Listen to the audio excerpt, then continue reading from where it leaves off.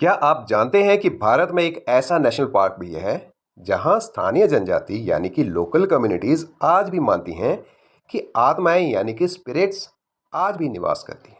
और ये स्थान केवल एक प्रोटेक्टेड एरिया ही नहीं बल्कि संस्कृति, प्रकृति और जैव विविधता यानी कि कल्चर, नेचर और बायोडाइवर्सिटी का एक अद्भुत संगम है।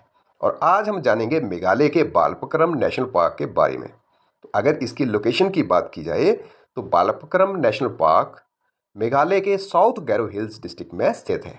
और ये भारत बांग्लादेश सीमा के निकट स्थित एक अत्यंत महत्वपूर्ण संरक्षित क्षेत्र है, मतलब जिसमें बायोडाइवर्सिटी कंजर्वेशन चलती है। और इसका क्षेत्रफल लगभग 220 स्क्वायर किलोमीटर्स है तथा इसे 1987 में नेशनल पार्क घोषित किया गया था। तो ये क्षेत्र ऊंचे प्लेट्यू, गहरी घाटियाँ, चट्टानों, गुफाओं, झरनों तथा घने वनों के लिए बहुत ही पॉपुलर है। अगर लैंड ऑफ स्पिरिट्स जिसके लिए ये जाना जाता है उसकी बात करें तो गैरो जनजाति का ये विश्वास है कि मृत्यु के बाद यानी डेथ के बाद आत्माएं इस पवित्र स्थान से होकर अपनी अंतिम यात्रा पूरी करती हैं। और इसी कारण यहाँ के अनेक स्थान धार्मिक एवं सांस्कृतिक दृष्टि से अत्यंत पवित्र माने जाते हैं। सो ये दर्शाता है कि इंडिजिनस नॉलेज और नेचर कंजर्वेशन एक दूसरे के पूरक हो सकते हैं। तो मेन बात यहाँ बायोडाइवर्सिटी की करें तो Balphakram national park Indo Burma biodiversity hotspot का पार्ट है, जो दुनिया के सबसे समृद्ध जैव विविधता क्षेत्रों में से एक गिना जाता है, यानी कि बायोडाइवर्सिटी रिच एरियाज में काउंट होता है। और यहाँ के घने वन अनेक दुर्लभ वन्य जीवों का घर है। अगर हम इसमें मैमल्स की बात करें तो एशियन एलिफेंट, क्लॉडिड लेपर्ड, गौर जिसको इंडियन बिसोन भी कहा जाता है, लेपर्ड कैट, वाइल्ड बोर और स्लो लॉरिस, ये सारे मेन जो हैं वो मैमल्स हैं। अगर इसमें पक्षियों की बात करें तो ग्रेट हॉर्नबिल, रेत हॉर्नबिल, हिल मीना, क्रेस्टेड सरपेंट ईगल जैसे पक्षी यहाँ पे देखे जा सकते हैं। और अगर रेप्टाइल्स की बात है तो किंग कोबरा, पाइथन और टोके गिको जैसी छिपकलियाँ जो है यहाँ की मेन बायोडाइवर्सिटी में काउंट होती हैं। इसके अतिरिक्त यहाँ अनेक प्रकार की तितलियाँ, ऑर्किड और मेडिसिनल प्लांट्स तथा बैम्बूज की प्रजातियाँ पाई जाती हैं।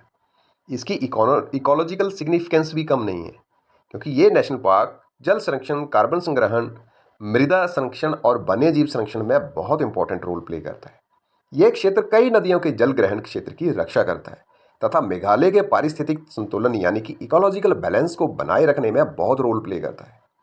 तो हाल के वर्षों में साउथ गैरो हिल्स लैंडस्केप, जिसमें बालपक्रम नेशनल पार्क भी शामिल है, इसको यूनेस्को ग्लोबल जियो पार्क के रूप में विकसित करने की दिशा में पहल की गई है। सो इसका मेन ऑब्जेक्टिव है कि इस क्षेत्र की अद्वितीय जियोलॉजी, बायोडाइवर्सिटी, ट्राइबल हेरिटेज तथा सस्टेनेबल इको टूरिज्म को ग्लोबल आइडेंटिटी दिलाना है। अगर यूपीएससी और इंडियन फॉरेस्ट सर्विस एग्जामिनेशंस के पॉइंट ऑफ व्यू से देखा जाए तो प्रीलिम्स के लिए याद रखें कि ये मेघालय स्टेट में लोकेटेड है और उसमें साउथ गैरो हिल्स डिस्ट्रिक्ट में पाया जाता है। और निकनेम इसका लैंड ऑफ स्पिरिट्स है और गैरो ट्राइब इसके लिए बहुत ज़्यादा कंसर्न है। और बायोडाइवर्सिटी हॉटस्पॉट याद रखना इंडो बर्मा, और इसको 1987 में नेशनल पार्क डिक्लेयर कर दिया गया था। और ये फेमस किस चीज़ के लिए है? For its plateaus, caves, deep gorges, sacred landscapes and rare wildlife जो यहीं पाई जाती है। सो बालपक्रम नेशनल पार्क एक हमें ये सिखाता है कि जब साइंस, ट्रेडिशनल नॉलेज और नेचर कंजर्वेशन साथ मिलकर कार्य करते हैं तो जैव विविधता यानी कि बायोडाइवर्सिटी की रक्षा और भी प्रभावी बन जाती है। सो यदि आप UPSC, Indian forest service exam, PCS या फिर अन्य कॉम्पिटिटिव एग्जामिनेशंस की तैयारी कर रहे हैं तो ऐसे इंपॉर्टेंट नेशनल पार्क्स के बारे में ज़रूर पढ़ें। Thanks for watching.